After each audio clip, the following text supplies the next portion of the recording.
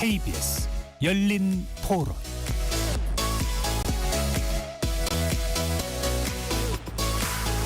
안녕하십니까. KBS 열린 토론 배종찬입니다. 이 시간에는 여야를 대변하는 네 분과 함께 여의도 내변인들로 여러분들을 만납니다. 오늘부터 22대 국회 첫 국정감사가 막을 올렸습니다. 어제 더불어민주당은 기자간담회를 열어 김건희 여사의 관련 의혹을 파헤쳐 진상을 규명하겠다며 끝장 국감을 선언했고요. 여당에서는 국정감사를 정쟁의 장으로 만들려는 것이냐며 우려를 표하면서도 이재명 대표의 방탄 국회, 방탄 국감이라며 역시 강공 의지를 드러냈습니다. 일부에서는 앞으로 한 달여간 국정감사를 뒤흔들 여야 이슈를 점검해 보도록 하고요. 또 어제 저녁 국민의힘 친한계 의원들의 저녁 만찬이 있었습니다. 2부에서는 이 만찬을 기점으로 당 안팎의 분위기가 어떻게 흘러가고 있는지 살펴보고 한 주 앞으로 다가온 10, 16 재보궐선거도 분석해 보겠습니다. KBS 열린 토론 지금부터 시작합니다. 치열한 토론 속에서 더 나은 세상을 찾아갑니다. 올바른 세상을 만드는 첫걸음. 평일 저녁 7시 20분 KBS 열린 토론.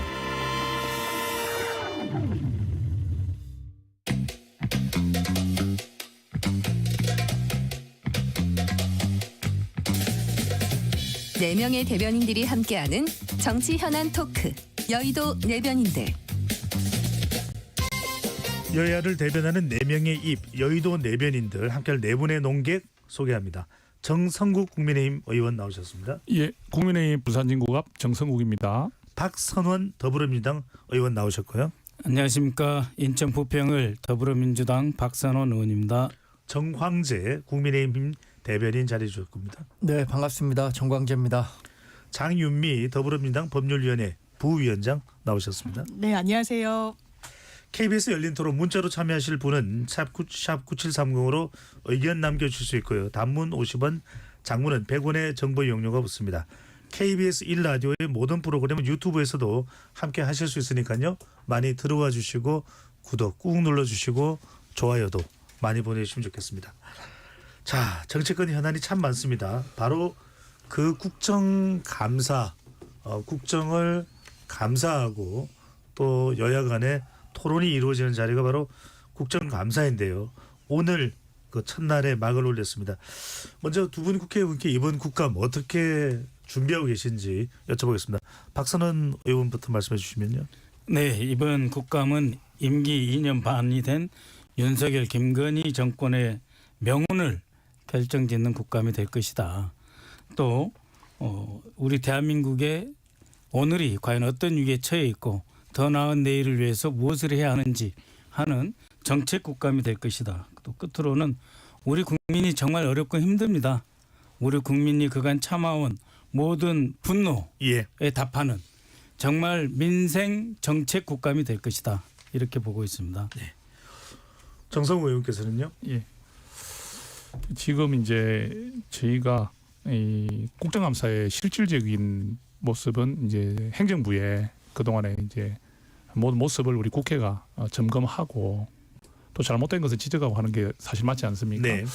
근데 지금 이제 민주당에서도 그런 말씀 많이 하시는데 이거를 이제 대통령과 이제 김건희 여사 문제, 특히 김건희 여사 문제를 집중적으로 거론해서 이 부분을 강조하겠다고 지금 하고 있고 또 저희도 어쩔 수 없이 이제 여기 대해서는 또 맞대응이 안 될 수가 없기 때문에 이재명 대표 사법 리스크 부분을 강력하게 또 주장하지 않을 수가 없는 것 같습니다.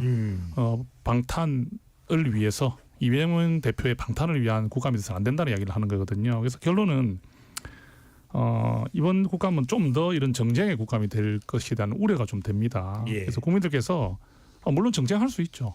그런데 정쟁을 너무 지나치게 하는 쪽이 저는 실점할 것이다. 저는 그렇게 좀 생각을 합니다. 네. 지나친 쪽이 실점을 할 것이다. 장윤미 부위원장께는 어제 야당에서 기자간담회를 가지면서 정권의 총체적 무능과 김건희 여사의 국정 의혹을 철저히 파헤치겠다. 이렇게 또 선언을 했습니다. 야당에서 보는 이번 국정감사의 주요 쟁점 이슈 뭘로 보고 계시는지요? 이게 김건희 여사를 거론하면 뭐 반민생, 비민생인 것처럼 주장하는 건 동의하기가 어렵습니다. 일단 김건희 여사와 관련해서 둘러싼 의혹들을 보면요. 뭐 지엽적으로 보면 이제 공간과 관련해서 관저, 공사 개입, 대단히 개인적인 의혹이 있는 그 연결고리가 있는 곳에 주먹구구식으로 맡긴 것이 아니냐 이렇게 보이는 부분이 있죠. 그 부분이 누구 돈입니까? 국민 세금입니다. 예. 그걸 제대로 점검하지 않으면 이 부분이 단순한 정쟁에 머무는 게 아니라 이걸 대안을 내야 되는 부분이죠. 민주당에서 365 국감 이렇게 이야기하는데 3대 기조에 6개의 어떤 아젠다에 대해서 5개 대안을 내겠다. 물론 이렇게 조화를 위한 부분 아니냐라고 이야기가 나올 수도 있지만 지금 국감을 꿰뚫는 키워드로 김건희 여사를 제외하고는 말씀을 드릴 수 없는 상황이 됐다. 너무나 많은 이런 혈세가 낭비가 되는 부분들이 있습니다. 외교공간 자리로 가셨죠. 그러면 외교관 어디로 갔습니까? 급하게 관저로 옮긴 거예요. 거기서는 해외 손님들 오실 때 연찬회 같은 걸 치를 수가 없다라고 합니다. 다 호텔에서 했어요. 이거 뭘로 한 겁니까? 국민 세금으로 한 거예요.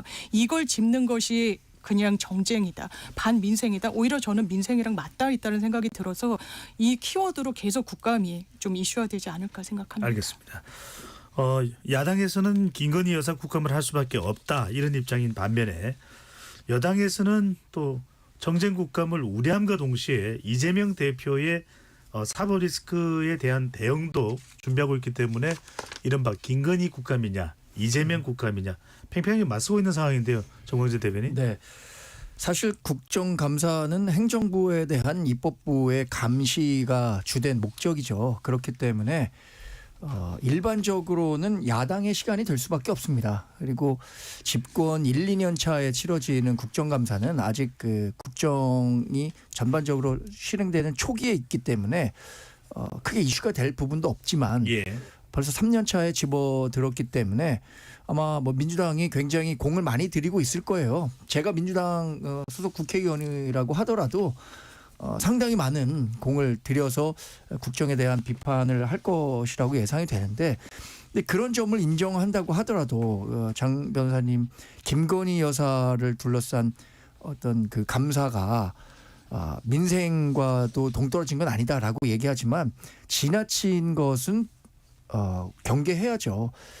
김건희 여사를 둘러싼 의혹 말고도 살펴볼 게 꽤 많이 있을 텐데 그냥 무작정 하나의 그 공략 포인트만 삼아서 김건희 여사에 대한 공격을 국정감사에 활용하겠다는 것은 아까 정성국 의원 말씀하셨지만 이렇게 정쟁을 많이 한 곳이 실점할 것이다라고 얘기한 것처럼 국민들로부터 크게 설득력을 받지 못할 것이다 이렇게 생각합니다. 네. 두 분 의원께서도 한 말씀하시죠.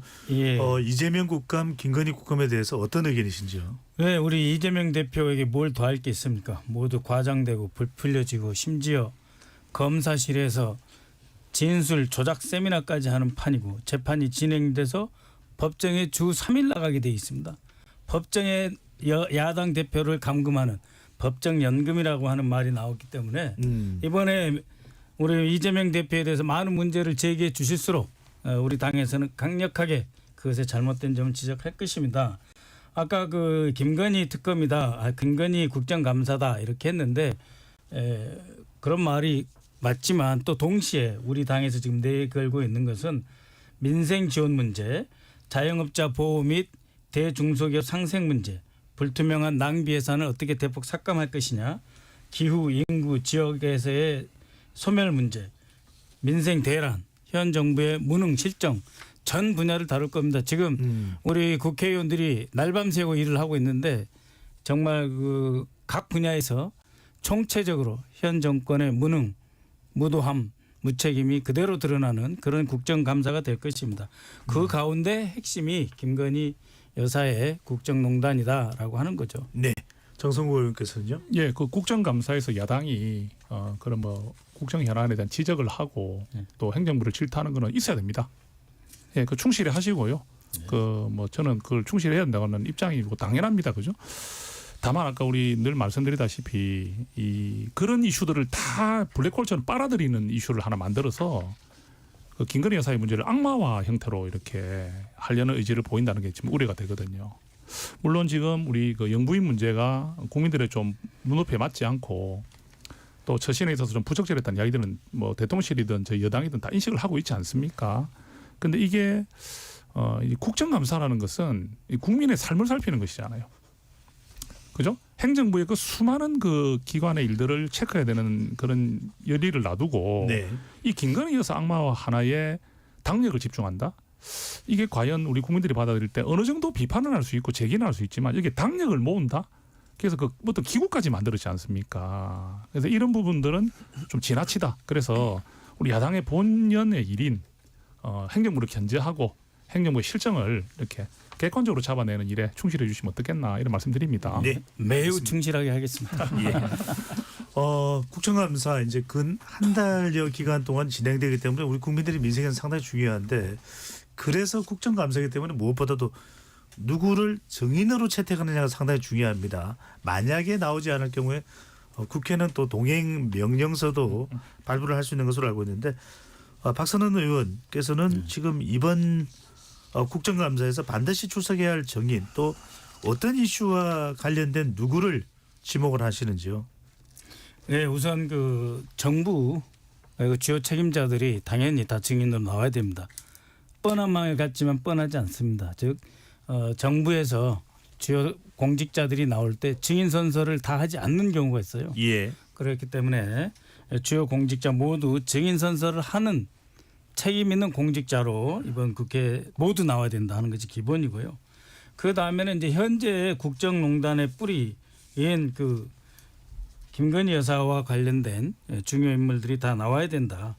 대통령 해 순방 시에 병풍으로 이용되었던 재벌 총수들도 그간 경제 살리기에 집중하기도 바쁜데 밤새 술 드셔야 되는데 어떤 고충이 있었는지도 와서 좀 밝히셔야 될 거고요. 코바나 컨텐츠 책임자 이종호 씨, 명태균 씨, 김대남 씨, 또 수원지검 검사로 지금 해외에 나가 있는 박상용 수원지검 검사 등 모두 주요 증인이죠. 다 나와야 됩니다. 잘못한 게 없으면 주장하시면 되는 거고요. 문제가 있으면 문제를 인정하고 시정하면 되는 겁니다. 그런데 지금 벌써 코바나 컨텐츠 책임자라든지 뭐 어떤 대학교의 논문 관련 교수님들이 벌써 해외로 나가고 계신다 그러지 않습니까? 네. 그건 잘못된 거죠. 그것은 대통령실에 요청이 없었으면 과연 그분들이 이렇게 나갈 수 있을까 하는 생각이 듭니다. 정 의원께서는요. 예. 여당에서 생각하고 요구하는 또 정인이 있겠죠. 예. 일단 저희 여당 입장에서 보면은 아무래도 이재명 민주당 대표의 사법 리스크가 강조를 할 수밖에 없는 상황이고요. 예. 그래서 이제 법인카드 사적 유용 의혹과 관련해 가지고 지금 노기호 전 경기 남부경찰청 수사과장, 수사부장 이분들이 정인으로 채택이 됐습니다. 이분이 법사위에서는 대장동 개발 의혹 사건과 관련해서 잘 아시는 유동규 전 성남도시개발공사 기획본부장 이런 분들이 추가 정인 채택을 추진하고 있다는 말씀드립니다. 또 하나 더 말씀드리면 그 지금 이제 문 대통령 그 따님인 그 다희 씨가 지금 뭐 요즘 또 음주운전으로 지금 문제가 많이 됐는데 그 지금 법사위 국감에 나와야 하지 않느냐. 그래서 이것도 정인 채택이 필요하다는 이야기들이 나오고 있습니다. 네. 그래서 뭐 저희가 민주당을 대상으로 하는 정인들은 많이 있지만 이런 선으로 해서 저희들이 일단 요청을 하는 것으로 또 하늘 계획을 갖고 있습니다. 알겠습니다. 자, 주제를 좀 바꿔서 이번에는 상당히 정치권에서 논란이 되고 있는 바로 명태균 씨 관련입니다. 동아일보에서 단독으로 이제 인터뷰가 공개가 됐는데 그 내용을 잠깐 읽어드리고 네 분과 좀 토론을 해보겠습니다. 이 내용은 이제 명태균 씨의 인터뷰의 발언입니다. 본인이 오세훈 시장과 이준석 당선의 역할을 하자 윤석열 부부가 자신을 먼저 찾았고 최재형 전 감사원장을 국무총리로 제안했으며 보수 진영의 후계 구도까지 모두 이야기했다. 김종인 위원장은 아버지 같은 분이며 오세훈 시장을 당선시키라고 했다. 자신이 더 뛰어나니 천공이 물러난 것이다. 자, 이런 이야기를 했습니다. 지금 크게 이제 이 명태균 씨와 관련돼서 논란되는 것이 뭐 김건희 여사와의 관계, 실제 김영선 전 의원의 공천에 영향을 주었는지 여부, 그 외에 뭐 여론조사를 통해서 윤석열 대통령에게 도움을 줬다는 등등의 내용들. 자, 네 분은 어떻게 보시는지 먼저 장윤미 부위원장부터요. 일단 오늘 동아일보의 그 단독 인터뷰 보도 내용을 보면 상당히 구체성을 띠죠. 3시간 이상 동안 만나서 이러저러한 이야기를 들었다는 겁니다. 대통령과 만난 자리에서 어떤 청을 했는지, 누구를 발탁해야 되고 인사 과정은 어떠해야 되는지 조언을 했다라는 거예요. 물론 일각에서는 정치적 허풍쟁이다. 이건 본인의 허세를 떠는 거다라고 평가절하를 하는 부분이 있습니다만 이 사람이 이야기했던 보도 내용을 종합하면 과연 그런가라는 물음표는 사라지지 않습니다. 이를테면 김영선 의원이 국민의힘에서 재보궐 공천을 받을 때 의아하다는 의견들이 상당히 있었죠. 본인 지역구도 아니고 본인 연고도 없는 창원에 이제 공천을 받은 겁니다. 그 당시에 이준석 대표 초기였기 때문에 이준석 대표라는 젊은 정치인의 컬러와도 맞지 않는다라는 이야기가 많았어요. 그런데 명태균 씨가 그렇게 이야기를 합니다. 지인에게 내가 여사와 전화해서 또 대통령께 전화해서 따졌다. 그래서 공천을 받게 했다라는 취지예요. 이 부분이 그대로 현실화됩니다. 나중엔 또 어떻습니까? 김영선 의원이 컷오프가 됐죠. 하위 10%라고 본인은 알고 있었다는 겁니다. 그 부분과 관련해서 당무 이 결과물을 본인이 아닌 제3자가 정확하게 알고 있습니다. 그리고 여사가 전화가 왔다라고 해요. 현실화됩니다. 컷오프가 됐으니까요. 본인이 김해로 옮기는 과정에서 실제로 빨리 보도자료 내라. 창원에선 공천 못 받게 생겼으니까 지금 김해로 가야 된다. 방향선회를 해야 된다. 실제로 그날 기사가 나옵니다. 보도자료 배포가 되고요. 이게 완전히 거짓입니까? 그렇다면 이런 공천 과정이 굉장히 객관적으로 투명하게 이루어져야 함에도 불구하고 뭔가 윗선에 대해서 본인이 굉장히 잘 알고 있다라고 하는 사람이 나왔을 때 그 사람한테만 소사를 마치는 게 맞습니까? 아니면 그 위를 파헤치는 게 맞습니까? 예. 국민들이 저는 지켜보고 계시다고 생각합니다. 정광재 대변인요? 저는 인터뷰 전반을 아주 흥미롭게 읽었습니다. 명태균이라는 일종의 정치 컨설턴트이자 뭐 나쁘게 생각하면 정치 브로커라고 예. 하는 분이 이 인터뷰 내용을 얼마나 신뢰할지 여부도 상당히 중요한 대목이 될 텐데요. 전체적으로는 자신에게 유리한 얘기만 한 거 아니겠습니까? 전체적으로 내용을 보면 법적으로 문제가 될 만한 내용은 자신이 전혀 거론하지 않고 자신의 정치적 위상이 그만큼 높았다는 점만 강조하는, 그리고 이 인터뷰에 왜 응했는지를 저는 기사를 전체적으로 보면서 충분히 이해할 수 있었던 것 같아요. 그러니까 이분은 자기가 하고 싶은 얘기를 매체를 통해서 이용해야겠다라는 생각에서 했다고 생각하기 때문에 이분이 한 얘기는, 이분은 진실을 얘기했다고 하지만 전체적으로는 좀 따져볼 대목이 많은 거고요. 장윤 변호사가 얘기하신 공천 개입과 관련해서도 여러 이야기를 하셨지만 그것이 그럴 가능성이 있지만 그렇지 않을 가능성도 충분히 남아있기 때문에 네. 지금 뭐 공천과 관련한 과정 또 이후에 김영선 전 의원과 돈이 오고 간 거래 등을 두고 검찰이 압수수색을 했고 수사를 하고 있기 때문에 이 상황을 조금 더 지켜보면 될 것 같습니다. 그러니까 네. 우리가 예단해서 김건희 여사가 공천에 단정적으로 개입했다라고 보기는 어렵다는 거죠. 네, 아직까지 뭐 완전히 또는 정확하게 확인하기는 어렵다. 더 지켜보자라고 하는 정광재 대변인 의견인데 박 의원께서는 어떻게 보시는지요? 예, 제가 이제 노무현 대통령 청와대 5년 근무해 봤는데 뒤에서 수군거리는 경우는 있습니다. 근데 막상 대놓고 들어가면은 말문을 못 열어요. 더욱이 이 정부는 검찰 정권이잖아요. 절반밖에 안 지난 검찰 정권 앞에서 저렇게 당당하게 구체적으로 일관되게 주장하는 배경은 무언가. 첫째, 자기 나름대로 진실이라는 확신이 있다. 신빙성이 있다는 거고. 두 번째는 자신 있다. 증거를 갖고 있다. 세 번째는 관계의 특수성. 즉 윤석열 대통령과 김건희 여사는 나에게 약점을 잡히고 있고 내가 해준 게 많다. 나는 받은 게 없다. 그 세 가지가 있기 때문에 예. 저렇게 강력하게 주장하는 거죠. 또 동아일보도 그러니까 3시간씩이나 했겠죠. 그래서 저는 신빙성이 있다. 빨리빨리 대통령실에서 미리 잘 막고 수습하는 게 중요할 것이다. 이렇게 예. 생각합니다. 조승우 의원, 이게 상당히 또 일파만파 여론에 미치는 영향도 있을 텐데 네. 당에서는 어떤 대응 또 수습을 하고 있습니까?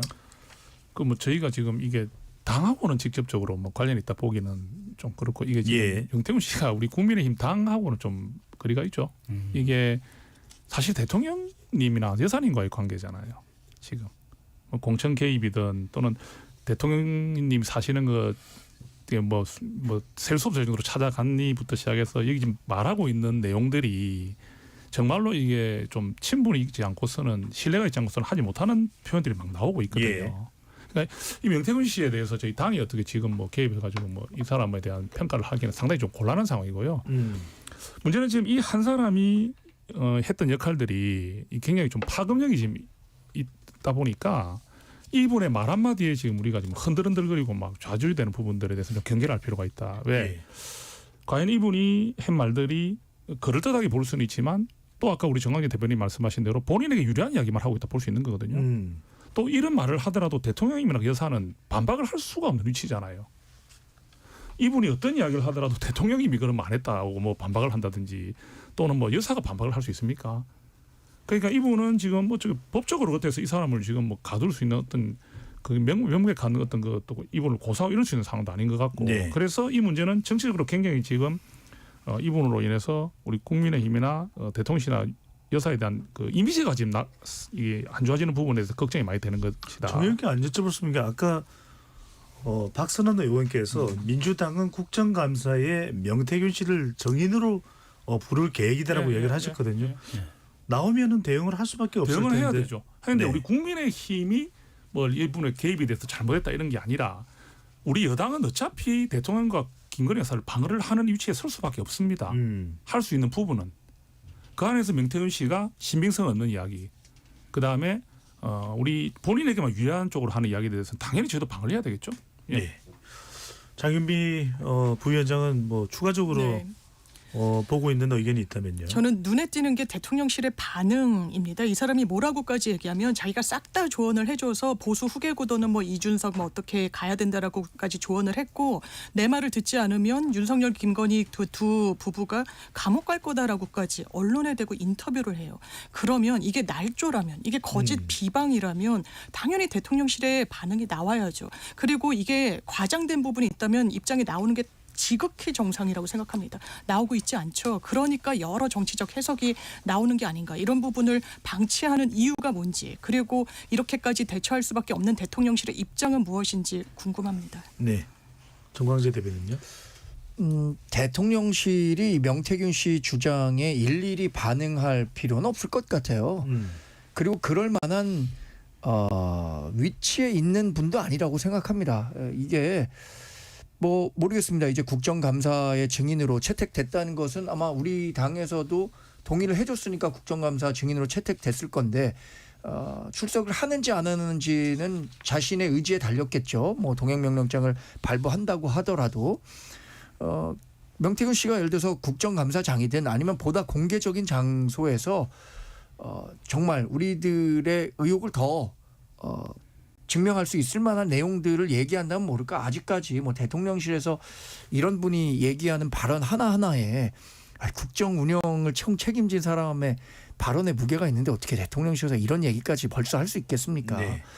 그런 측면에서 이해하시면 될 거라고 알겠습니다. 생각합니다. 지금 명태균 씨의 발언이 계속 수위가 높아지고 있어서 제가 재차 여쭤본 네. 부분이고요. 자, 국민의힘은 이슈가 하나 더 있습니다. 오늘 또 관련 보도에 따르면은 바로 이 전당대회 개입 의혹이 있는 김대남 전 대통령실 선임행정관이 이른바 이제 한동훈 대표를 전당대회에서 공격을 했다라는 것인데 오늘 이제 SGI 서울 보증보험 상임 감사직에서 사퇴하기로 했다고 합니다. 자, 먼저 정성국 의원께 예. 사퇴를 했습니까? 예, 했다고 알고 있습니다. 사퇴했습니다. 자, 그러면 일단락이 되는 겁니까? 한동훈 대표는 법적 조치까지도 한다라는 발언을 냈었는데 어떻게 되는 겁니까? 오늘 최고위원 회의에서 강력하게 법적 조치까지 간다는 의사를 밝히셨습니다. 예. 예, 그냥 넘어가지 않겠다는 의지를 강하게 밝히셨습니다. 궁금해서 여쭤봅니다. 네, 어쨌거나 저쨌거나 간에 김대남 전 선임행정관이 용산 대통령에서 근무한 이력을 가지고 있습니다. 네. 김대남 전 행정관의 이 법적 조치 취하는 부분 등 이런 대응이 이른바 윤석열 대통령과의 갈등이 증폭될 수 있다는 부분은 어떻게 보시는지요? 예, 그렇게 보는 시각도 있습니다. 이게 이제 개인의 일탈이라고 보는 입장에서는 개인의 일탈이기 때문에 더 이상 문제 삼는 것은 우리 안에서의 싸움으로 되기 때문에 대통령과 한동훈 대표 간의 갈등이 더 증폭돼서 우리 보수나 국민들의 지지 걱정을 일으키는 일이 된다는 취지에서는 그게 가능하죠. 예. 그런 분석이 가능하죠. 예, 그렇지만 지금 이분이 개인적 일탈이 아니고 뭔가 모르는 어떤 그 배우에 의해서 이런 발언을 당당하게 했지 않느냐는 의심을 분명히 사고 있기 때문에 또 이게 지금 한동훈 대표를 직접 저격을 했거든요. 예. 그리고 또 그 대상이 누구였습니까? 우리가 말하는 서울의 소리라는 매체가 어떤 매체입니까? 그런 매체는 오히려 대통령실을 힘들게 했던 매체 아닙니까? 그 예. 매체와 그런 식으로 터놓고 이야기 나누다는 자체가 사실 이해가 안 되는 거죠. 그래서 그런 관점도 있을 수 있지만 한 대표 입장에서는 이거는 기강의 문제고 그다음에 우리 당에 다시 열이 있어서 안 된다는 그런 마음을 표현한 것이다 네. 이렇게 봅니다. 박선원 의원 갔다가 정원재 대변인으로 갈게요. 박 의원님은 이제 노무현 정부에서 청와대에 근무를 하셨으니까 네. 김대남 서울보정보험 상근감사도 용산 대통령실 출신입니다. 그렇죠. 대통령실 출신의 전당대회에서의 어떤 행보, 네. 뭐 발언 내용들, 일련의 상황들을 어떻게 진단하시는지요? 대통령실에서 전당대회에 관여하면 안 되죠. 대통령님조차도 특정 그 경쟁하는 시기이기 때문에 호불호를 표시하기를 매우 자제하지 않습니까? 네. 그렇기 때문에 여론조사 등 어떤 방식을 통해서 특정 후보를 지지하려고 만약에 대통령실이 움직였다 혹은 움직이려 하고 있다는 것 자체는 사실상 불법입니다. 어느 정권이나 임기 중반쯤 되면 이제 2인자 혹은 이제 차세대 지도자를 찾게 되거나 물색하게 마련이거든요. 예. 그때 이 현 정권에 있는 사람들은 그 현 대통령이 점지하고 싶죠. 누군가를 딱 낙점하고 싶죠. 그러나 민주주의라는 것은 그렇지 않거든요. 내부에서 올라온 지도자가 이제 지지를 받게 되는데 그것이 마음에 들지 않는 경우 어떤 식으로든지 저격수가 나타납니다. 정말 많은 정권에서 그런 일이 나타나거든요. 그래서 저격수가 그 떠오르는 어떤 지도자에게 저격을 하고 같이 사라지는 동반 퇴장을 기도하는 경우가 많이 있습니다. 그렇기 때문에 제가 뭐 남의 당의 일이기 때문에 왈가왈부할 일은 아니지만 뭐 정치학자로서 본다면은 그 어떤 정당의 주요 정당의 새로운 지도자가 떠오르는데 그 사람을 저격하려고 하는 행위다라고 하면 그 정권에서는 책임 있는 쪽에서는 사과를 해야죠. 그리고 누가 당이 사과를요? 대통령실에 사과를 해야죠. 비록 행정관 내지는 선임 비서관, 선임 행정관급이라 하더라도 시민사회 비서관실에서 정치에 영향을 미칠 수 있는 자리거든요. 경제비서관 이런 사람이 아니잖아요. 그러면은 사과를 하고 이런 일이 없겠다고 이야기를 해야죠. 그것이 부족했기 때문에 한동훈 대표는 김대남 씨에 대해서 법적 조치를 할 수밖에 없다. 그리고 그 과정에서 여러 당내 여론이 이 한동훈 대표를 좀 지지하는 분위기가 조성되어 있지 않았겠나. 알겠습니다. 이렇게 정원재 대변인. 저는 지금까지 드러난 사실로만 놓고 본다면 대통령실에서 사과할 일은 없다고 생각해요. 왜냐하면 이분이 7월에 전당대회 당시에는 대통령실에서 근무해서 떠난 지가 대략 뭐 한 8개월 정도 지날 때입니다. 그러니까 지금 상황에서 대통령실이 이 부분을 뭐 사주했다라는 사실이 밝혀진다면 당연히 대통령실에 대한 배우설은 아닌 것으로 판단된다. 그러니까 그랬다면 당연히 대통령실에 사과가 필요하겠지만 아직 뭐 그렇게 단정할 만한 이유는 없을 거고 한동훈 대표가 이런 얘기를 했습니다. 대통령실과 관련이 없을 것이라고 자기도 그렇게 믿기 때문에 더 조사가 필요하다라고 이야기를 한 거거든요. 이 부분은 우리 박 의원님 말씀하신 것처럼 허위 사실로 자신에게 유리한 후보, 자신이 지지하고 있는 후보가 당선될 목적으로 좌파 매체와 결탁해서 상대 후보를 공격했다. 이거 정당법 52조인가요? 여기 통해서 충분히 징계할 만한 사안이 있는 거고요.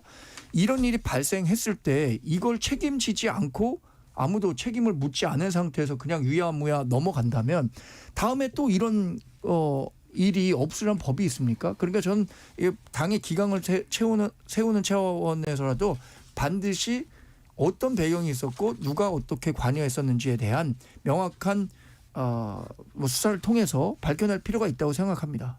방금 전에 정원재 대변인은 대통령실과 관련되지는 유명은 더 할 필요가 있다. 그렇죠. 예, 뭐 한동훈 대표도 그런 얘기를 했습니다. 대통령실과 관련이 없을 거라고 믿기 때문에 더 어떤 배경이 있었는지를 알아봐야겠다. 장윤비 부위원장은 어떻게 보십니까? 일단 지난 전당대회 때는 나경원 당대표 후보자의 이제 캠프에서 역할을 한 것으로 알려지고 있습니다. 물론 이제 많은 관계자들이 누가 김대남 전 행정관을 추천했느냐 어디로 추천했느냐에 대해서는 다들 손절하고 있는 상황이지만 개인의 일탈일까요? 어떻게 봐야 될까요? 개인의 일탈로 보기 어렵죠. 왜냐하면 뭐 그 당시에 한동훈 대표 여론조사에 문제가 있다라고 제보 형식으로 서울의 소리 기자한테 이야기하는 거 아닙니까? 총선 때 70억을 들여서 여론조사를 돌렸는데 은근슬쩍 본인의 지지율을 이재명 대표와 겨뤘을 때 어떻게 나오는지를 한 2번 정도 했다. 그 즈음에 뭐 유튜브 채널에서 의혹을 제기하던 차였다라고 하지만 구체적으로 이렇게까지 수치가 나오진 않았다는 겁니다. 그러니까 친한계 인터뷰 내용을 보면 이른바 뒷배 배후 이런 이야기를 가감없이 하고 있는 거예요. 저는 한동훈 대표가 지금은 정치적 수사로 이게 대통령실이 개입했다고 믿기 어렵다라고 이야기는 하고 계시지만 예. 내심도 과연 그럴 것인가. 그리고 서울의 소리에서만 그 내용을 보도했던 게 아닙니다. 그 즈음에 다른 매체에서도 보도했어요. 그러면 김대남 씨라는 이 사람 혼자만 움직였을 것인가. 그래 보이지 않는 부분이 있죠. 그렇다면 조직적으로 가동된 것이 아닌가라고 저는 한동훈 대표로서는 당연히 의구심을 가질 수밖에 없을 것이라고 보고 그렇다면 이것은 감찰한다고 했더니 탈당해버렸잖아요. 그러면 수사 의뢰 등의 특단의 조치가 필요할 것이다. 그리고 또 하나 말씀드리고 싶은 건 이 사람이 사실 보수에 상당히 좀 폐를 끼친 부분이 있죠. 그러니까 아마 대통령실 발 기사로 보이는데 이렇게 이야기합니다. 본인은 일개 행정관인데 비서관을 참칭하고 다녔다. 근데 비서관의 어떤 직무대행을 했던 건 맞아요. 그런데 그 당시에도 면직을 시켜야 된다라는 어떤 내부의 우려가 있었다라고 하는데 그럼 그런 사람을 인사관실에서 이런 서울보증보험의 감사라는 2인자 자리에 보냈다는 것도 얼마나 인사 시스템이 망가졌다는 걸 보여주는 겁니까? 그러니까 앞뒤가 맞지 않는다. 이 대통령실의 행태는. 그걸 한동훈 대표가 바로 잡겠다고 하는 부분에 대해서 저는 당내에서도 여권에서도 큰 뭐 역풍은 없지 않을까 생각합니다. 알겠습니다. 이 주제를 더 하고 싶은데 지금 우리 국민들도 두 분 의원들께서 나와 계시니까 이러다가 정말 국감이 민생 국감이 되겠느냐는 우리의 목소리는 없습니다. 그래서 박선원 의원께서는 국방위원회 소속이고 또 전문 분야이시기도 하고 정성구 의원은 한국교총회장 출신이시니까 교육위원회 소속인데 각각 소속 상임위 내에서도 이번에 중요한 국정감사가 이슈가 있으시죠. 먼저 박 의원께서 말씀을 해주신다면요. 예, 같이 토론에 나왔으니까 정성국 의원님께 한 말씀 드리면은 국회 본회의장이나 여기서 정성국 의원님이 하시는 말씀 들어보면 정말 우리나라 교육을 위해서 평생 몸바쳐 오신 분으로서 참 정돈되고 차분하게 우리 교육 정책에 나아갈 바를 좋게 많이 말씀해 주시는 모습을 봤습니다. 같은 상임위는 아니지만 본회의장에서 그런 모습을 뵐 수 있었습니다. 열심히 하겠습니다. 저는 국방위원이면서 동시에 이제 정보위 간사입니다. 지금 국방은 우리나라의 가장 중요한 문제 아니겠습니까? 나라를 지키는 것, 국민의 생명을 존중하고 대한민국의 민주주의의 최전선에서 외침을 막아내는 것이 바로 국방의 역할인데 최근에는 우리 장병 급식비를 삭감하지 않나. 초급 간부 처우 개선을 대통령부터 국방장관이 그렇게 외치면서 또 삭감시켜요. 또 무기 도입에 많은 문제점이 있습니다. 드론부터 시작해서 하다못해 특전사 요원들이 써야 될 총기 문제도 있고 또 어떤 부분은 범죄로 볼 수밖에 없는 부분도 있고 그래서 이 국감에서 정말 정책 국감 우리 대한민국의 국방을 강화하는 그러한 국정감사를 펼치려고 합니다.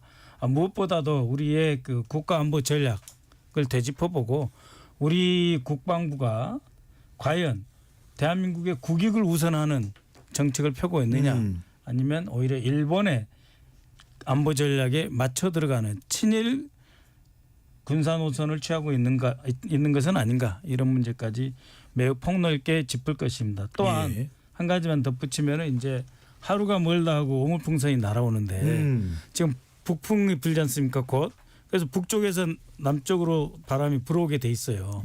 그러면 하루에 한 1,000개 이상 많게는 2,000개까지 그 오물풍선이 날아올 수가 있습니다. 그러면 우리 대한민국이 상당히 악영향을 받게 되겠죠. 우려가 되는 부분입니다. 예, 이런 부분은 이제 11월 중순 되면 북풍이 세지잖아요. 그러니까 지금이라도 한 달 정도 비교적 바람이 조금 약한 지금 시기에 남북 군사회담을 재개해야 될 때가 아닌가 생각을 하고요. 또 북한이 아주 못된 짓을 하고 있죠. 대남 확성기를 괴성을 틀어가지고 광화도 주민들이 잠을 못 자고 몇 달째 고통을 받고 있습니다. 예, 이러한 부분까지 다 짚겠습니다. 또 북한이 러시아와 군사 협력을 하고 국방 물자를 제공하는 데 그치지 않고 네. 우크라이나에 실제로 참전하고 있다면 이것은 매우 큰 문제입니다. 두 가지. 첫 번째, 우크라이나전에서 참전하면서 미국 무기라든지 서방 무기 또 우리가 제공한 무기까지 훔쳐서 가지고 들어갈 수가 있습니다. 우리 그 서방 무기, 우리 연합군 내지는 한미 동맹이 써야 될 무기에 대한 연구 분석을 할 수 있다는 점. 또 두 번째는 어떤 식으로든지 실전에 참여하는 경험을 갖는다는 거죠. 네. 이런 점까지 합쳐서 우리 국방을 제대로 세우는 문제 집중적으로 다루겠습니다. 알겠습니다. 정 의원께도 교육에 관련 이슈 5분 드리겠습니다. 예. 그 일단 박선호 의원님 뭐 이렇게 칭찬해 주셔서 너무 감사드리고요. 네. 더 잘해야 되겠다는 생각을 합니다. 예. 칭찬을 추가하시진 않네요. 아 근데 저 박선호 의원님은 지금 오늘 저 이제 처음 저하고 여기서 KBS를 그렇죠. 뵙기 네. 때문에 또 그 전에는 뭐 알고 있는 분이시지만 저도 우리 좀 많이 응원하도록 하겠습니다. 알겠습니다. 네.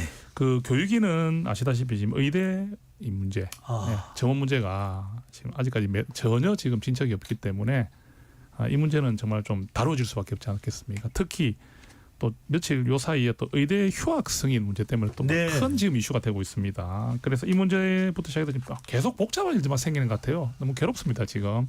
그래서 저는 한동훈 대표께서 말씀하시는 이재명 대표도 다 같은 것 같아요. 여야 의정 협의체는 빨리 발족이 되면 좋겠는데 될 듯 하다가 뭔가 좀 이슈가 나오면 다시 거둬들여지고 이런 지금 상황이거든요. 너무 안타깝게 생각을 합니다.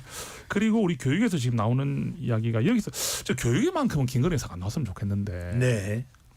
이 김건희 여사의 또 숙대 석사학위 논문 표절도 그래서 제가 아니 이거 20년 전에 이 석사학위 논문 표절을 가지고 이렇게 지금 또 이렇게 심하게 따질 필요까지 있겠나? 이거 한번 짚어보는 것까지는 막 저도 막 그 야당이니까 이렇게 생각하는데 너무 지나치게 안 했으면 좋겠어요. 뭐 네. 본질로 들어가 가지고 지금 우리 얼마나 관심 많습니까? 일단 AI 디지털 교과서 도입 이거 지금 전 세계에서 처음입니다. 지금 내년부터 초등학교 3, 4학년도 하고 중학교, 고등학교 이래가지고 디지털 교과서가 도입이 됩니다. 교실 혁명이잖아요. 네. 그러니까 지금까지는 서책을 가지고 이렇게 수업하는 거를 물론 서책도 같이 병행은 하는데 이 디지털 교과서로 수업하는 AI 디지털 교과서, AI 디지털 교과서는 자체가 얼마나 우리에게 태블릿이나 노트북 등을 네, 활용하게 되는 그렇죠. 겁니까? 네. 그러면 이게 이제 어찌 보면 첫 실험이거든요. 그러니까 이 부분에 있어서 우려도 사실 좀 있습니다. 저는 야당에서 제기하는 우려를 인정합니다. 제가 뭐 여당 의원이기 때문에 교육부의 정책을 뭐 뒷받침해 줘야 되는 위치도 있지만 충분히 이 우려에 대해서는 저도 공감하는 게 있기 때문에 분명한 그 지적이라든지 우려는 저도 야당 의원님들의 그 좋은 지적들은 저도 받아들일 생각이고요. 또 하나는 이 역사 교과서가 지금 이제 이번에 나왔는데 중학교 7개, 고등학교 9개가 나왔습니다. 근데 여기에 지금 또 이제 이야기가 나오는 게 일제 식민지를 진출로 표현했다는 데 대한 문제 제기, 여순 사건을 반란으로 표현했다 뭐 이런 것들. 이래가지고 지금 뭐 결국은 또 이게 이념 논쟁이죠. 이 교과서는 유라이트다 뭐 이러면서 하는데 제가 우리 교과서를 분석해 보니까 자 내일 교육에서 한번 말씀드리겠습니다. 이제 많이 좀 지나치게 지금 이게 표현이 정쟁할 이유가 별로 없는 상황인 것 같아요. 제가 내일 교육에서 왜 역사 교과서가 큰 문제가 없고 지금 큰 문제 없는지를 제가 내일 보여드리겠습니다. 네. 그런 말씀드리고 마지막으로 지금 국가교육위원회가 지금 발족한 지가 2년이 좀 넘었는데 이 국가교육위원회는 이제 중장기 교육 플랜을 만들기 위해서 이제 2022년 9월에 시작됐는데 이 국가교육위원회에 대한 이제 그 강도 높은 지금 이제 준비를 한대요 야당에서. 그런데 저는 이렇게 말씀드립니다. 국가교육위원회 위원으로 제가 1년간 있었습니다. 한국교총회장이 국가교육위원회에 들어가거든요 위원으로. 당연지고. 예. 그래서 제가 이 1년을 경험했기 때문에 그 계신 분들 중에 제일 잘 알고 제일 정확하게 알고 있습니다.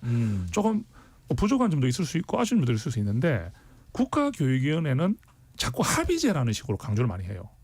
근데 합의가 안 되면 의결할 수 있도록 돼 있습니다. 근데 의결을 했다는 자체로 합의 노력을 안 했다고 몰아붙이는 것. 이런 것은 저는 아니다 보거든요. 제가 볼 때도 국가교육위원장께서 합의 시도를 노력을 많이 합니다. 그런데 결국 가다 보면은 표결을 할 수밖에 없을 때가 있어요. 그럼 지금 이제 숫자적으로 보면 우리끼리 표현으로 보수 진영에서 온 분들이 숫자가 많기 때문에 막 의결을 하면 결국은 이제 보수 진영의 의견들이 통과가 되는 게 많다 네. 보니까 이제 그 이런 부분에 있어서 이제 항의는 할 수 있는데 의결 자체가 잘못된 게 아니거든요. 그래서 이 부분을 합의를 더 노력해달라. 최대한 합의를 위해서 더 위원장에 애써라. 이건 좋은데 이것을 뭔가 불법을 저지른 것처럼 하는 것은 알겠습니다. 아니다. 예, 이래서 이런 교육의 부분들 마지막 하나 네. 말씀드리면 아동복지법 개정, 아동학대 신고가 줄지 않고 있습니다. 학교 선생님들이 지금 너무 힘들다고 하니까 아동복지법까지 개정해서 교권호법에서 교권 6법으로 완성돼야 된다. 이 말씀을 드리겠습니다. 알겠습니다. 두 분 말씀하시는데 정책 이야기하니까 길을 쫑긋 세워야 간신히 좀 이해가 되긴 합니다만 그래도 정말 중요하네요. 우리가 치고받고 정치적인 대결이 좀 더 귀에 잘 들어올지는 몰라도 그럼에도 불구하고 정책에 더 귀 기울이고 힘써야 되겠다는 생각을 거듭하게 됩니다. 지금 여러분께서는 KBS 열린 토론 함께하고 계십니다. 유튜브에 들어가셔서 KBS 1라디오 또는 KBS 열린 토론을 검색하시면 바로 지금 토론하는 모습 보실 수 있습니다. 방송을 듣고 계신 여러분들이 시민 농객입니다.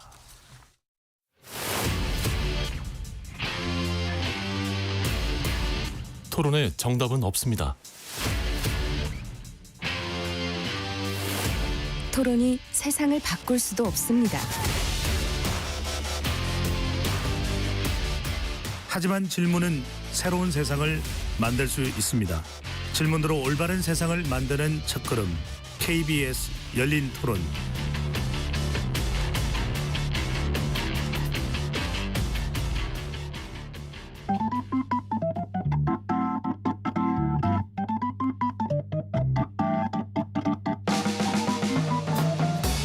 세상을 바꾸는 질문, 열린 토론이 시작합니다. KBS 열린 토론은 언제나 열려 있습니다. 단문 50원, 장문 100원의 유료 문자 샵 9730 그리고 KBS 어플리케이션 콩으로 여러분의 의견을 남겨주세요. KBS 열린 토론 월요일 이 시간에는 여의도 내변인들로 진행하고 있습니다. 스튜디오에 박선원 더불어민주당 의원, 장윤미 더불어민주당 법률위원회 부위원장, 정성국 국민의힘 의원, 정광재 국민의힘 대변인 네 분과 함께하고 있습니다. 자, 어제부터 계속 이슈가 되어 왔기 때문에 정성국 의원께서 앞서 정책 의견 말씀을 많이 해주셨습니다만은 워낙 또 한동훈 대표와 관련된 공유하는 내용이 많으시다 보니까 여쭤볼 수밖에 없는데 어제 총 23명이 한동훈 대표와 포함하면은 총 23명입니까? 24명입니까? 제가 기억하기로는 23명인 것 같습니다. 23명이요. 예. 한동훈 대표까지 포함해서. 예. 자, 이 3명이 같은 단톡방에 있습니까? 그 중에 단톡방에 있는 분이 대부분인데 네. 한 4-5분 정도는 단톡방에 없는 분입니다. 예.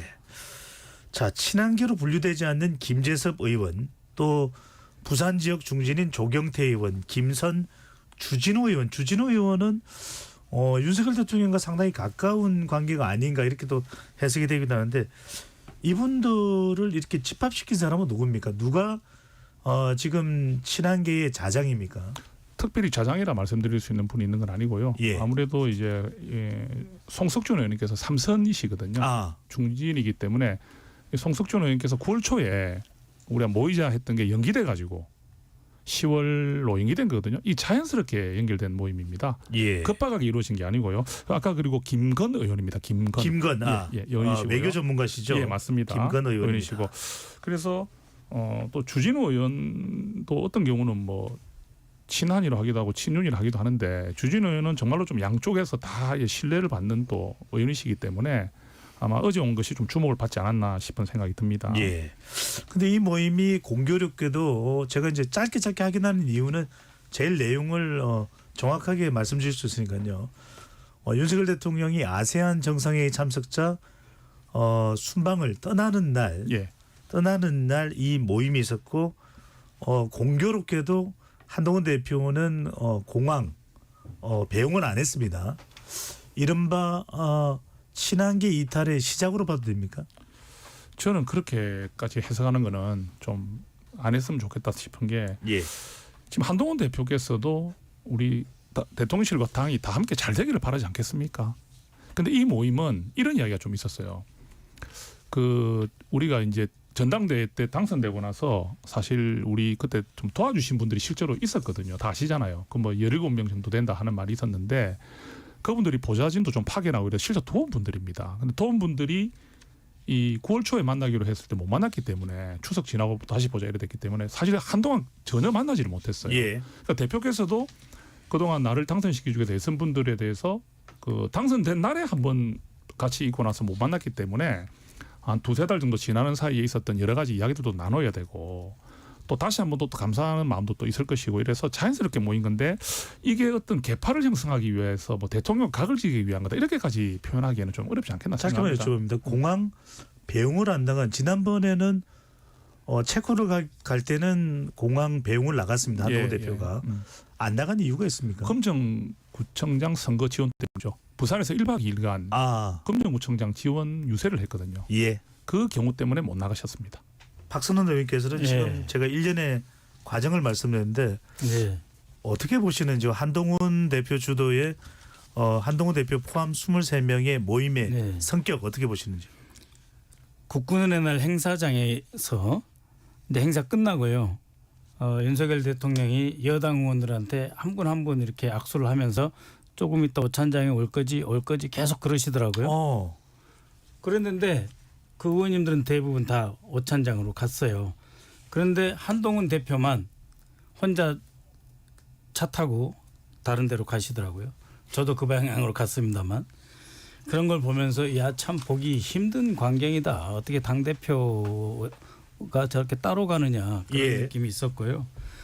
대통령실 의전실에서 연락이 옵니다. 내일 몇 시에 대통령이 이제 나가시니까 출영 나와라. 명단이 딱 정해져 있는 거예요. 정해져 있으면 통보를 합니다.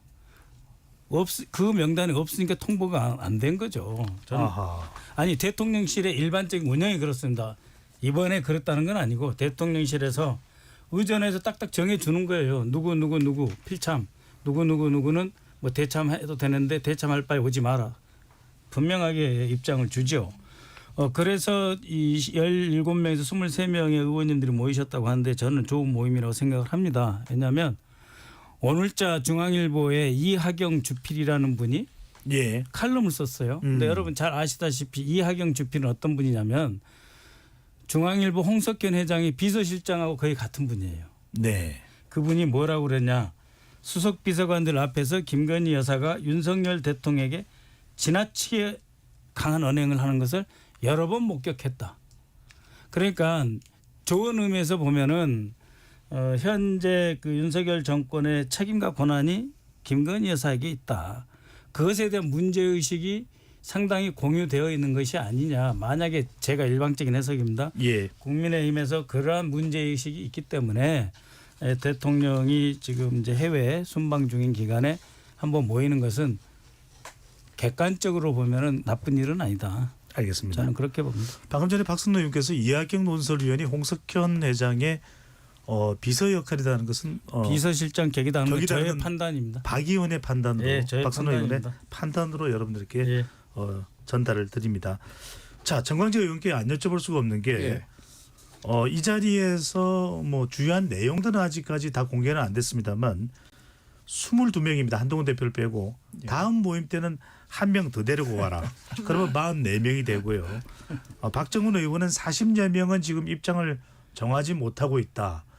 그럼 40여 명 중에서 절반이면 또 20명 추가돼서 64명이 되는데 이른바 세분리기, 세대결 양상으로 번질 가능성도 있는 겁니까? 뭐 아직 그런 상황을 말씀드리기에는 당내의 상황이 뭐 녹록지 않습니다. 그러니까 우리가 지금 친윤, 친한으로 나뉘어서 당내에서 갈등을 벌이기에는 지금 민주당의 정치 공세를 막기에도 역부족인데 지금 야당이 192석을 갖고 있고 우리가 108석 갖고 있는 거 아닙니까? 야당이 거의 똘똘 뭉쳐서 뭐 정권을 끌어내려야 한다.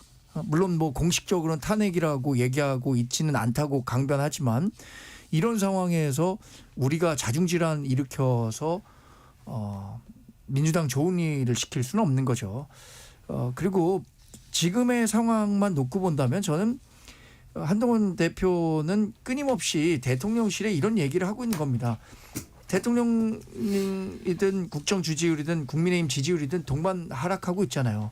그게 왜 하락하는 겁니까? 민심으로부터 멀어지기 때문에 하락하는 거고 한동훈 대표가 항상 약속했었던 것처럼 민심으로부터 멀어지는 대통령실을 더 가까이 끌어오는 역할을 당이 하겠다. 그래서 그게 건강한 당정관계, 수평적 당정관계를 만들겠다고 한 거잖아요. 그런 열의가 지난번 당대표 선거에서도 일정 부분 반영됐기 때문에 압도적 승리를 할 수 있었다고 생각하는데 그런 과정이라고 생각하고요. 뭐 이게 언젠가는 대통령실이 한 대표가 갖고 있는 그 진심을 이해해 줄 날이 있을 거라고 생각합니다. 네. 그날이 언제인지를 여쭙고 싶지만은 별도로 여쭙지는 않는 걸로 하겠습니다. 장현미 부위원장께 이렇게 여쭤보겠습니다. 오늘 또 하나 이슈가 있었습니다. 한동훈 대표가 원외 당협위원장들과 만났다고 하는데 이 자리에도 정성국 의원이 함께했습니다. 그 부분은 조금 이따 여쭤보도록 하고요. 자, 이 자리에서 김건희 여사 의혹에 대해서 엄중하고 위험한 사안, 민심에 맞게 행동하겠다. 지금 국감기간입니다. 자, 그런데 민주당의 특검에 대해서는 여전히 반대한다. 어떻게 해석을 해야 될까요? 저는 한동훈 대표가 정치적 결단을 내렸다고 봅니다. 정치인은 어디를 참석하는 것도 정치적 해석을 낳지만 안 가는 건 더 큰 해석을 낳을 수 있죠. 한동훈 대표가 정치적 공간을 대통령이 어떻게 좀 다뤄오셨습니까? 이를테면 한동훈 대표의 독대 요청을 계속 거듭 물렸죠. 그리고 이 독대 요청을 추가로 하는데도 불구하고 만나지 않았습니다. 그러면서 원내 국감 일정과 관련해서 추경호 원내대표만 사실상 그 지도부를 불러서 만찬을 하셨죠. 대단히 대비가 됐습니다. 시간은 한동훈 대표와 달랐다. 건배사는 했니 안 했니 술이 돌았니 안 돌았니 한동훈 대표가 어떤 판단을 내릴 수 있을까요? 그리고 지금 새 규합 이런 부분과 관련해서 저는 이른바 친한계에서 이거는 대통령과 대립각을 세우는 게 아니다. 식사를 하는 일정이 수년됐을 뿐이다. 라고 말씀하시는 그 의도랄까요? 그건 이해가 되는 측면이 있습니다. 그렇지만 이 지금까지의 한동훈 대표의 행보는 대통령과 거리두기를 분명하게 하겠다는 결단 그 이상도 이하도 아니라고 생각합니다. 대통령 순방 중에 김건희 여사 특검법이 4표의 이탈표가 나온 상황에서 본인을 지지하는 의원들과 식사를 한다. 그리고 원내 당협위원장들과도 만나서 김건희 여사 리스크에 대해서 엄중하다고 이야기를 한다. 그렇다면 앞으로 남은 수순은 김건희 여사 특검 아마 민주당 계속 재표결하고 이 법안 발의할 수밖에 없을 겁니다. 이탈표가 과연 없을 것인가. 한동훈 대표가 이번에는 민주당이 발의한 법안에 대해서 반대해야 된다라고 말씀하셨다는 거죠. 그 부분과 관련해서 다른 결단을 내린다. 아니면 이번에도 그런 한동훈 대표의 사실상의 지시가 없었으면 4표 이상 나왔을 가능성이 많다고 여권에서 이야기가 나오고 있습니다. 그게 하나의 관전 포인트라고 생각합니다. 알겠습니다. 정성국 의원께 몇 가지 확인하고 박선원 의원 쪽으로 가겠습니다. 예. 정확하게 그 23명의 만찬 모임에서 무슨 이야기가 논의됐는지 말씀해 주실 수 있습니까? 뭐 확실한 부분은 네. 한동훈 대표께서 나를 믿고 따라와 달라. 그런 표현은 좀 의미심장한 건 있죠. 구체적으로 의정 갈등이든 김건희 여사 관련이든 최병 특검이든 논의된 게 있습니까? 그런 구체적인 사안을 이야기하지는 않았고요. 일단 김건희 여사 부분에 대한 우려는 나왔습니다. 예, 나왔고요. 근데 그 전반적인 그 워딩이 대표께서 하시는 워딩은 내가 잘 할 테니 나를 믿고 따라와 달라. 예, 그리고 거기 있었던 의원들의 다수는 한 대표의 그 방향성에 공감하고 함께한다. 네. 한동훈이란 사람을 따르는 것은 아니지만 한동훈의 방향성에 공감한다는 말도 있었지만 또 한동훈이 지금 한동훈 대표가 가고 있는 길이 맞다고 생각하는 분들이 다 같이 규합했다 보면 되거든요. 예, 그렇게 말씀드리겠습니다. 정 의원님 그러면은 그 22명의 참석자들이 앞으로 이 특검이나 김 여사 특검 또는 최병 특검이 포괄됐는데 표결에 있어서도 한동훈 대표와 뜻을 같이 하겠다. 정치적 운명도 한동훈 대표와 뜻을 같이 하겠다. 이렇게 해석할 수 있나요? 그렇게 해석하기는 과한가요? 저는 이렇게 생각합니다. 이번에 사실 저희가 좀 이런 그 4표 이탈표가 나왔잖아요. 근데 이렇게 그 안에서 친한파에서 그렇게 했다고 생각하고 문자가 막 날라와요. 저도 문자를 좀 받았거든요. 네. 그 찬성표 던진 사람 아니냐. 네. 왜냐하면 친한파라고 딱 적어도 찍혀 있다 보니까 그거 뭐 찐한이라고 생각하는가 봐요. 근데 그 우리 안에서 이야기는 뭐냐면 우리 친한이라는 분들의 이야기는 한동훈 대표가 이번만큼은 확실히 부결시키자고 했잖아요. 그리고 한동훈 대표가 이번만큼 확실히 부결시키자는 것이 다음에는 어떻게 하냐 물었을 때 뭐라고 답했습니까? 미리 이야기하지 말자 그랬잖아요. 그러면 이 상황에서는 한동훈 대표 말을 따라가는 게 당연한 겁니다. 예. 그러면 오히려 그 내표는 전혀 알 수 없는 상황에서 나온 거라 봐야 되는 게 저는 정답이라 봅니다. 네, 예. 알겠습니다. 박 의원님은 네. 국회 입성은 이번이 이제 처음이시지만 네. 그 이전에 이제 노무현 정부 때도 계속 활동을 하셨는데 저는 1년에 이런 지금 상황에 대해서 어떻게 분석을 하시는지 아니면 또 의견을 말씀해 주셔도 좋고요. 네. 권성동 의원은 공개적으로 이렇게 공개적 노골적으로 식사 모임을 한다고 광고하며 모임을 가진 것은 본 적이 없다 예. 비판을 했고요. 홍준표 대구시장입니다. 나는 30년 동안 정치 개파 활동을 해본 적이 없다. 들어온 지 얼마 안 된 정치 초년생 밑에서 미리부터 뭘 하겠다고 무리지어 다니느냐. 어떻게 해석을 됩니까? 늘 하든 비판과 또 쓴소리로 봐야 될까요? 아니면 뭔가 움직임이 일어날 법한 조짐으로 봐야 될까요? 매우 이례적인 건 사실이죠. 대통령 부재 중에 별도로 갈등 관계에 있다고 여겨지는 한동훈 대표가 의원님들을 22분을 만나는데 그것도 장소까지 이동해 가면서 보안에 붙여야 되는 그러한 만남을 하셔야 됐고 또 당협위원장에게 김건희 여사 부분에 대해서는 국민의 눈높이를 강조했다라고 하는 것은 분명합니다. 용산하고 선을 긋겠다. 용산하고 같이 가는데 한계가 있다. 그리고 다행인 것은 이제 현장에서 직접 국민들을 접하고 유권자와 많은 대화를 하는 의원님들의 뜻이 거기에 담겨 있을 것이다 생각을 하고 네. 이 부분은 어느 정당이 됐든지 간에 집권 후반기 가면은 부딪히는 일반적인 현상이기도 하는 것입니다. 그래서 이거는 자연스럽되 다만 이번 시기로 봐서는 상당히 이례적인 모임이다. 그런데 이제 그에 대해서 비판하는 권모 의원님이나 홍모 시장님 네. 발언이 이름은 제가 이미 다 이야기를 했습니다. 과연 정당한가? 그건 아니다. 그분들은 그분대로 자기의 입지를 감안해서 이 시기에 이 문제에 대해서 이것을 발언함으로써 용산과의 관계에서의 새로운 입지나 그 관계 설정을 해야 되겠다고 하는 자기의 입장과 목표가 있겠죠. 홍준표 시장이 한동훈 대표하고 각을 세워야 되는 입장 아닙니까? 그리고 권성동 의원님 입장도 김대남 씨 등 여러 문제로 복잡하잖아요. 네, 그런 것의 반영이다 이렇게 네. 봅니다. 다른 이슈로 넘어가 봅니다. 지금 또 이재명 대표의 발언이 일파만파 파장을 크게 또 불러오는 양상인데요. 정치권에서 정광재 대변인 인천 유세 중에 이재명 대표가 일을 제대로 못하면 혼을 내서 선거에서 바꾸고 선거를 기다릴 정도가 못 된다면 도중에라도 끌어내리는 것이 민주주의고 대의 정치다. 윤석열 대통령을 겨냥한 것으로 보이는데 말해도 안 되면 징치해야 하고 징치해도 안 되면 끌어내려야 한다. 탄핵 추진을 거론한 것이다 이렇게 보고 있는데 어떻게 보시는지요?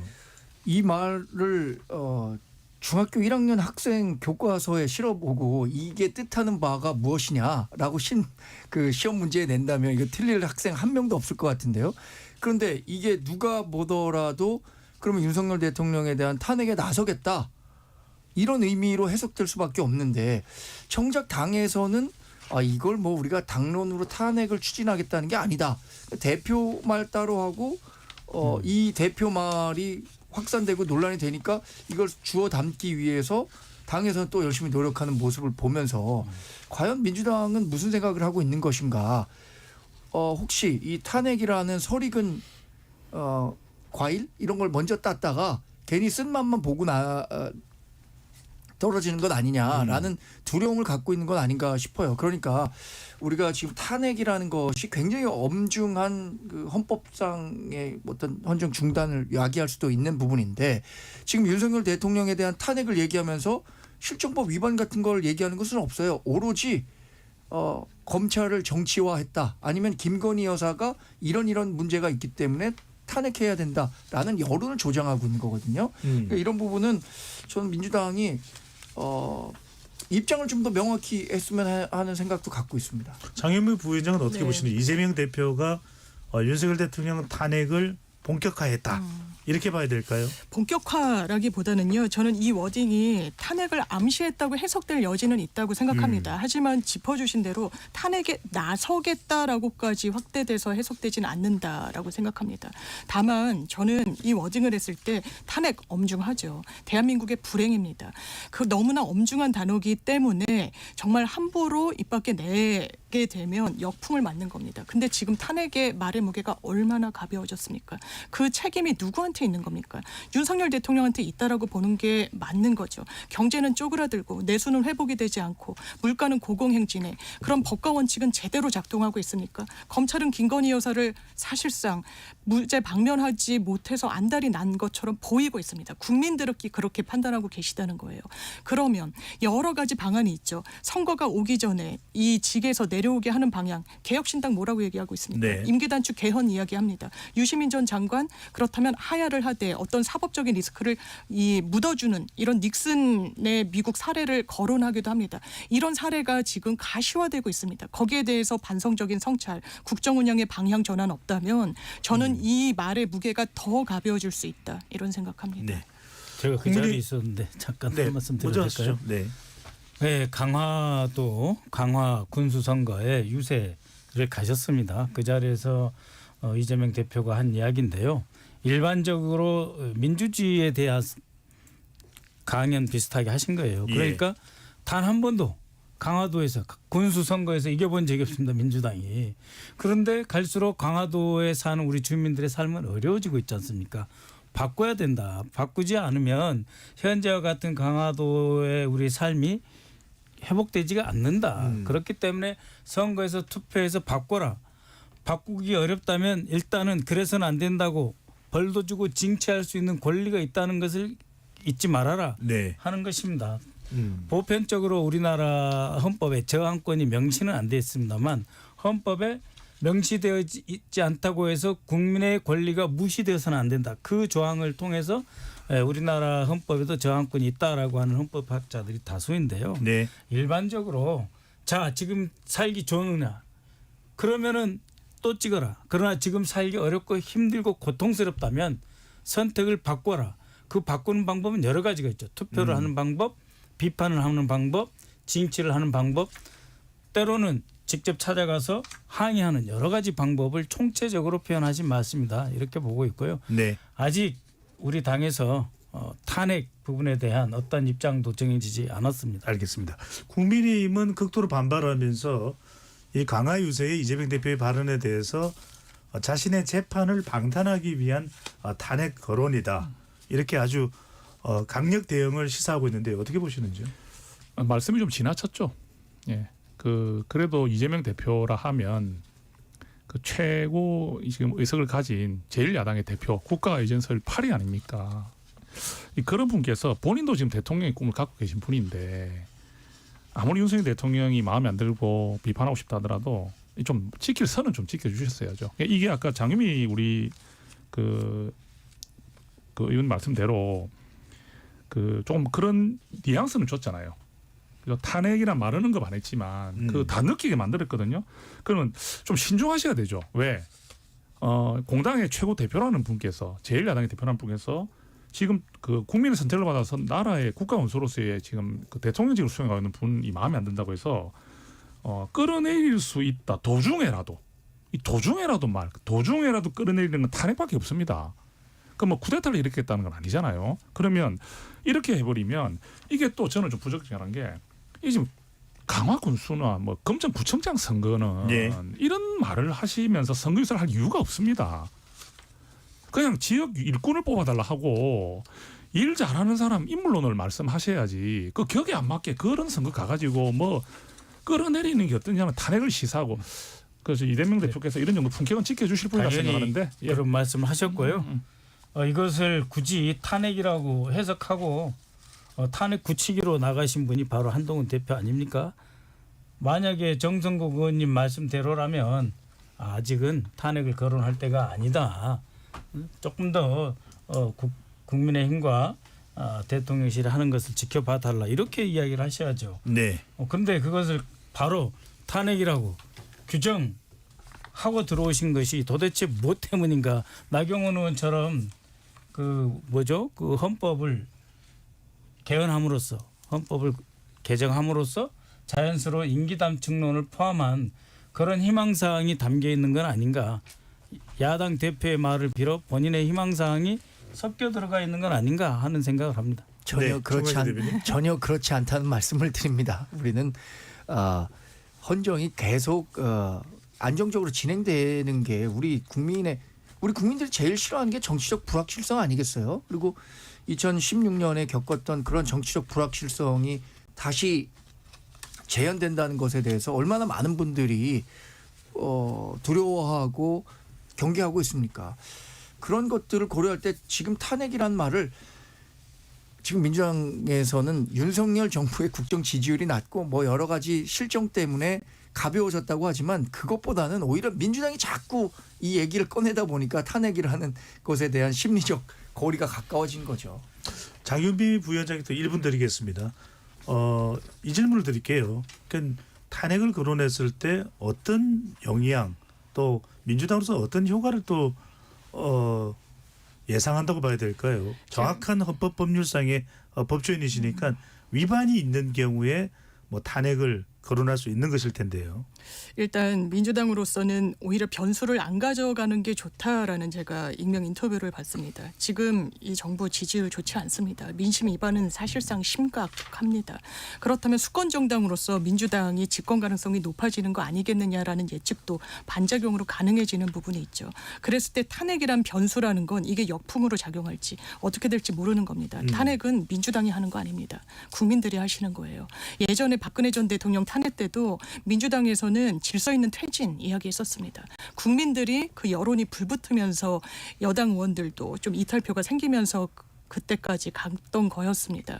그렇다면 민주당이 이 부분을 민주당 의원들도 스펙트럼이 당연하지만 다양합니다. 탄핵이 반드시 필요하다고 이야기하시는 분들도 계실 수 있죠. 그렇지만 좀 신중하게 지켜봐야 된다. 지금 그럴 때가 아니다라고 이야기하시는 분들이 많습니다. 그런데 거기에 불을 당기는 건 지금 민심이죠. 추석 때도 이 민심 청취를 해보면 왜 가만히 있는 거냐, 왜 더 적극적으로 나서지 못하는 거냐라는 여러와 같은 의견들이 있는 것도 사실입니다. 거기에 대한 반성을 민주당이 해야 되겠습니까? 아니면 집권 여당이 해야 되겠습니까? 알겠습니다. 하실 말씀 많으시겠지만 시간 관계상 마무리하도록 하고요.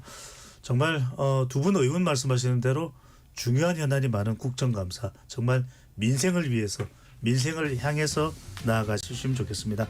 KBS 열린 토론 여의도 내변인들 이것으로 모두 마무리하겠습니다. 네 분 토론 고맙습니다. 감사합니다. 감사합니다. 지금까지 KBS 열린 토론 배종찬이었습니다.